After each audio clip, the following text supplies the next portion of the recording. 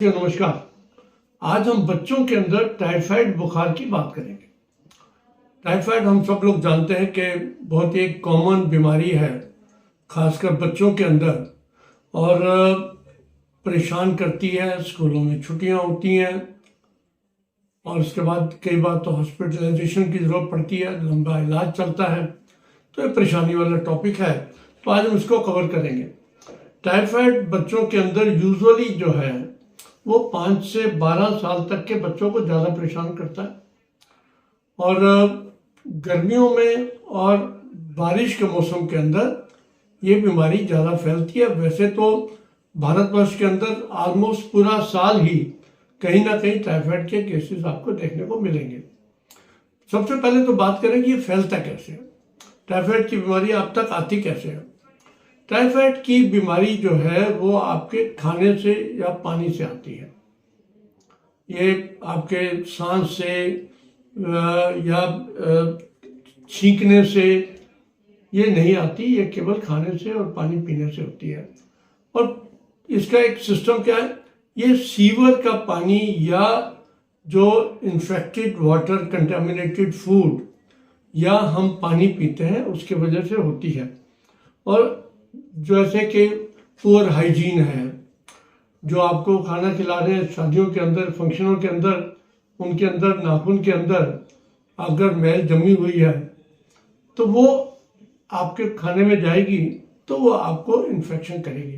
तो इसी प्रकार से जो बच्चे उल्टा सीधा खाते हैं, बाहर का पानी पीते हैं, या फल जो है बिना धोए खाते हैं, या इवन सी फूड खाने वालों में जो कंटामिनेटेड सी फूड खाते हैं उनको भी ये बीमारी के चांसेस ज़्यादा हो जाते हैं। या जो सीवर के पास बैठ के, आपने देखा होगा कई जगह पे ढाबे बिल्कुल नाले के पास, नालियों के पास बने हुए हैं, जिसमें कि पूरा का पूरा चांस होता है कि आपको गंदा पानी या गंदा फूड मिल रहा हो। ये इन्फेक्शन मान लो आपके पेट में गया, पेट में जाने के 1 से 2 हफ्ते के अंदर ये अपना जो बीमारी है वो दिखाई देनी शुरू होती है, यानी कि इंक्यूबेशन पीरियड 7 से 14 दिन का हुआ। और सिम्टम्स क्या रहेंगे यूजुअली? सिम्टम्स इसमें सबसे पहला सिम्टम तो बुखार का रहेगा, जो सबसे पहले नोटिस होता है। और बुखार यूजुअली इसमें 103-4 तक भी हो सकता है, गला भी खराब हो सकता है, भूख लगनी बंद हो जाती है, कुछ बच्चों में लूज मोशन, डायरिया, पेट दर्द भी होगा, या कुछ लोगों में कॉन्स्टिपेशन तक की भी संभावना रहती है। बाकी जो इसके साथ फीचर्स रहेंगे, मान लो हेडेक रहा, पेट में पेट का फूलना रहा, या आपकी जीभ जो है वो कोटेड हो जाती है, ये तो आम टाइफाइड की बीमारी के सिम्टम्स हैं। और यूजुअली हम जब बात करते हैं तो आप बुखार हुआ, डॉक्टर के पास जाएंगे, तो डॉक्टर के पास क्या क्या डायग्नोस्टिक टूल्स हैं हम इसकी बात कर लें, क्योंकि डॉक्टर जो है आपकी हिस्ट्री लेने के बाद, आपके सिम्टम्स देखने के बाद, आपका चेकअप करने के बाद कुछ आपको टेस्ट बोलेगा, और वो भी देखेगा कि कितना हाई ग्रेड फीवर है, बॉडी पे रैश है कि नहीं है, आपकी जीभ सूख रही है, कोटेड है कि नहीं है।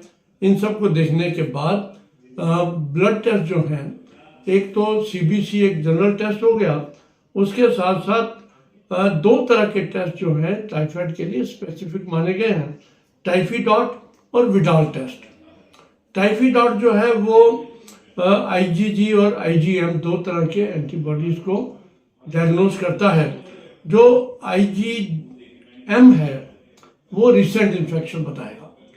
IgM का अगर आपका पॉजिटिव आता है तो इसका मतलब आपको अभी इन्फेक्शन चल रहा है, और IgG का मतलब है वो ओल्ड बुखार है, ओल्ड रहा होगा आपको, और कई बार वो 6 महीने से लेकर कई सालों तक IgG पॉजिटिव पाया जाता है। दूसरी तरफ एक विडाल टेस्ट है। विडाल टेस्ट जो है वो आपके जो ब्लड के अंदर जो एंटीबॉडीज टाइटर्स हैं उनको डायग्नोज करता है, उनको इवेल्युएट करता है। और यूजुअली एक विडाल टेस्ट से डायग्नोस्टिक नहीं माना जाता, अगर राइजिंग टाइटर्स हों तो हम इसके अंदर उसको पॉजिटिव मानते हैं। मोर देन 1:160 जो है वो पॉजिटिव माना गया है। और सबसे गोल्ड टेस्ट जो है वो आपका कल्चर है। आपका कल्चर और सेंसिटिविटी टेस्ट डॉक्टर भेजेगा। अगर उस कल्चर के अंदर सैल्मोनेला टाइफी जो कि इसका इन्फेक्टिव बैक्टीरिया है, अगर वो ग्रो किया जा सकता है या हो जाता है तो वो गोल्ड स्टैंडर्ड है। गोल्ड आपका एक ब्लड टेस्ट माना गया है कि वो है तो 100% आपका कंफर्म्ड है और उसके हिसाब से उसको ट्रीटमेंट देना पड़ेगा। जो सेंसिटिविटी टेस्ट किसके साथ वो जोड़ा गया है कि वो ये भी बताएगा कि कौन से एंटीबायोटिक्स आपको इस बुखार के अंदर या इस इन्फेक्शन के अंदर ज़्यादा इफेक्टिव होंगे, क्योंकि आप सब जानते हैं कि ओवर यूज या मिस यूज या लंबे यूज के बाद कई बार कई एंटीबायोटिक्स अपना असर जो है किसी ना किसी बीमारी पे छोड़ देते हैं, वो खत्म हो जाता है। तो इनमें इसलिए कल्चर कराना और उसके साथ साथ सेंसिटिविटी कराना बहुत आवश्यक है। अब जब तक इलाज की बात करें तो इलाज बच्चे को एक तो बहुत हल्की डाइट देनी है, पानी यानी कि हाइड्रेशन बहुत अच्छा होना चाहिए और उसके साथ साथ एंटीबायोटिक्स देने होंगे जब तक बच्चा मुंह से खा पी पा रहा है। लेकिन अगर उल्टियाँ शुरू हो गई, पेट में दर्द हो गया आपका या लूज मोशंस हो गए और बच्चा मुंह से नहीं एक्सेप्ट कर रहा और या इन्फेक्शन बहुत ज़्यादा पाया गया आपके ब्लड टेस्ट के अंदर, तो उन टेस्टों के अंदर उस वक्त जो है बच्चे को हॉस्पिटल में एडमिट करके आईवी एंटीबायोटिक्स और आईवी फ्लूइड जो हैं वो देने बहुत आवश्यक हो जाते हैं। यहाँ पर यह भी बता देना जरूरी है कि कई बार आपके स्टूल टेस्ट के अंदर भी ये पॉजिटिव पाया जा सकता है, तो कई डॉक्टर जो हैं आपका स्टूल टेस्ट भी करवाएंगे, क्योंकि स्टूल ये एक मेथड है, एक मीडियम है जिसके माध्यम से आपका ये इन्फेक्शन फैलता है। तो हमें ये भी ध्यान रखने की बात है। अब क्या होगा अगर टाइफाइड का प्रॉपर इलाज ना किया जाए? हम टाइफाइड को मियादी बुखार भी कहते थे। इसका मतलब ये होता है कि एक मियाद तक तो ठीक है, लेकिन आज की तारीख में देखा जाए तो इसकी कॉम्प्लिकेशंस भी बहुत अधिक हैं और कई बार ये बुखार बहुत लंबा भी चल सकता है। कॉम्प्लिकेशंस बहुत अधिक हैं क्योंकि हम देखते हैं कि आया दिन व्यक्ति को ट्रीटमेंट टाइम पर नहीं मिला या जो उसको एंटीबायोटिक्स प्रॉपर मिलने चाहिए डोज के अंदर या जितने पीरियड के लिए वो नहीं मिले, तो कई बच्चे जो है 5 से 12 साल तक की उम्र के भी कई प्रकार के और बड़ी बीमारियों के भी उससे भी परेशान हो सकते हैं। जिसके अंदर कि हम सबसे पहले बात करें कि अगर एंटीबायोटिक टाइम पे नहीं मिला तो आपकी सीवियरिटी जो है वो सबसे पहले पेट से शुरू हुई। आपकी पेट के अंदर परफोरेशन हो सकती है, ब्लीडिंग हो सकती है, इंटरनल ब्लीडिंग हो सकती है जिससे आपको एनीमिया हो सकता है। बच्चे को जब परफोरेशन होती है तो बहुत ही ज़्यादा पेट की आंत जब फटती है तो उससे पेट के अंदर पेरिटोनाइटिस और एक ग्रेव इमरजेंसी तक उसको माना गया है वो हो सकती है। और कुछ लोगों के अंदर ये सेप्टिक शॉक तक बच्चा जा सकता है। और उसके साथ साथ अगर दिमाग की में असर करता है ये इन्फेक्शन तो मेनिंजाइटिस हो सकता है।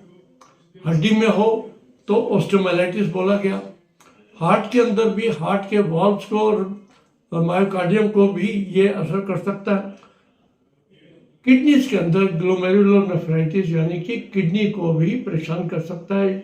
यूरिन में इन्फेक्शन हो सकता है और कई लोगों के अंदर इवन लिवर के अंदर हेपेटाइटिस और लिवर एब्सेस तक भी पाया गया है इस बीमारी की वजह से। और जो मैंने अभी 7-8 बीमारियां गिनाई हैं वो सारी बहुत ही ग्रेव इमरजेंसीज हैं जिसके अंदर की जीवन को खतरा तक हो सकता है। लेकिन अगर आप 30 साल पहले की बात करें तो टाइफाइड की जो मृत्यु दर थी वो 20% थी। 100 बच्चों को होगा तो 20 की मृत्यु होती थी। लेकिन आज की तारीख में अगर प्रॉपर ट्रीटमेंट हो जाए तो ये मृत्यु दर को नए एंटीबायोटिक्स ने और नए मोडेलिटीज ऑफ ट्रीटमेंट ने इस मृत्यु दर को 1 से 2% तक लाकर खड़ा कर दिया है। यानी कि एडवांसमेंट्स के साथ लोगों में जागरूकता के साथ साथ डॉक्टर्स की आपकी जो नए नए एक ट्रीटमेंट के सिस्टम निकले हैं, एंटीबायोटिक निकले हैं, उससे हम काफ़ी अच्छे तरीके से इसको इलाज कर सकते हैं। तो अब इसकी रोकथाम कैसे होगी? रोकथाम का सबसे पहले तो अपने हाथों की हाइजीन का ध्यान रखें। दूसरा, जो बच्चे बाहर खाते हैं, अगर फल कटे हुए हों या उनको पकाया ना जा सके किसी भी चीज़ को, या मिट्टी और धूल के बीच में पड़े हों, या सीवर के किसी पाइपलाइन के सीवर की नाले के पास में कोई ढाबे से खा रहे हों, तो वो ध्यान रखें कि बिल्कुल मना है। ये इंश्योर करें कि आप हाइजीनिक जगह पर हाइजीनिक अनकंटामिनेटेड फूड खा रहे हैं या पानी पी रहे हैं। नंबर 2, वैक्सीनेशन बहुत एक इम्पोर्टेंट पार्ट है। इसके अंदर कई प्रकार के वैक्सीनेशन अवेलेबल हैं। अधिकतर जितने वैक्सीन हैं वो 2 साल से ज़्यादा बच्चों को रिकमेंड किए गए हैं, और कई बार ये 2 से 4 साल तक रिपीट भी वैक्सीनेशन किया जाता है, क्योंकि इंडियन कंडीशंस ऐसी हैं जहाँ पर कि इन्फेक्शन के, रिपीटेड इन्फेक्शन के चांस बहुत ज़्यादा रहते हैं। तो हम इसको मानते हैं कि 2 से 4 साल के भीतर इन सभी वैक्सीन्स को रिपीट भी करना चाहिए। और 2 तरह के वैक्सीन्स हैं जो इंट्रामस्कुलर दिए जाते हैं। टाइफाइड कंजुगेट वैक्सीन है जिसको बोलते हैं TCV, और दूसरी है VI कैप्सूलर पॉलीसैकेराइड वैक्सीन जो हैं वो भी भारत के अंदर अवेलेबल हैं, और वो आपके डॉक्टर आपको जो भी बताएंगे उसके हिसाब से लगनी है। 2 साल के बाद की उम्र को लगनी है, और इंट्रामस्कुलर लगनी है। और जब ये इंट्रामस्कुलर लगती है तो इसका वैसे सेफ माना गया है, लेकिन जहाँ पर इंजेक्शन लगेगा वहाँ हो सकता है थोड़ा बहुत दर्द हो जाए, थोड़ा बहुत सूजन हो जाए, किसी व्यक्ति को हल्का फुल्का बुखार भी हो सकता है बच्चे को, या सिर में दर्द भी हो सकता है। बहुत रेयर है कि कभी किसी को उल्टी भी आ जाए, वो इस वैक्सीन की वजह से होती है। इंडिया में और पूरे संसार के अंदर ओरल कैप्सूल की फॉर्म में भी ये वैक्सीन अवेलेबल है, जो 6 साल से बड़े बच्चों को दी जाती है। और इसका तरीका है कि ये खाने के समय से 1 घंटा पहले दी जाएगी, और 4 कैप्सूल 48 घंटे के गैप पे, यानी कि 8 दिन के अंदर आपको 4 कैप्सूल खाने हैं बच्चे ने, और उसकी इम्यूनिटी उसके हिसाब से कुछ सालों तक जो है वो बनी रहती है। और खाली पेट इसलिए देते हैं ताकि इसकी एब्जॉर्प्शन जो है और जो पेट के अंदर जाकर बैक्टीरिया ने असर करना है वो ज़्यादा अच्छे तरीके से हो पाती है। लेकिन जो ओरल वैक्सीन जिसके मैंने बात करी है वो बहुत ही लिमिटेड जगह पर और हेल्थ वर्कर्स के माध्यम से ही कई जगह पर अवेलेबल है, लेबोरेटरीज के अंदर, और पब्लिक हेल्थ डिपार्टमेंट जो है इसको अभी दे रही है। लेकिन आपका पीडियाट्रिशियन जो है वो आपको सबसे बढ़िया कौन सी वैक्सीन आपके लिए है, कब होनी चाहिए, और जो हमारी इंडियन एकेडमी ऑफ पीडियाट्रिक्स है उसकी जो स्केड्यूल है उसके हिसाब से आजकल हमारे सब बच्चों के डॉक्टर जो हैं वो इन वैक्सीन को लगाते हैं। तो बहरहाल कैरी होम मैसेज ये है कि खाना साफ जगह पर खाएं, अपने हाथों को धोते रहें, और जो आपको खाना परोस रहा है उसके हाथों का भी ध्यान रखें, उसकी हाइजीन का भी ध्यान रखें। नंबर 2, बुखार होते ही डॉक्टर से संपर्क करें। जो आपका क्वालिफाइड डॉक्टर आपको टेस्ट बताता है और टेस्ट के बाद एंटीबायोटिक्स या जो भी ट्रीटमेंट बताता है हम उसका भी ध्यान रखें। और नंबर 3 सबसे महत्वपूर्ण है कि अपने बच्चों को प्रॉपर वैक्सीनेशन समय समय पर करवाते रहें, ताकि ये जो एक जानलेवा बीमारी भी हो सकती है टाइफाइड की, उससे हम अपने बच्चों को बचा सकें। बहुत बहुत धन्यवाद। नमस्कार।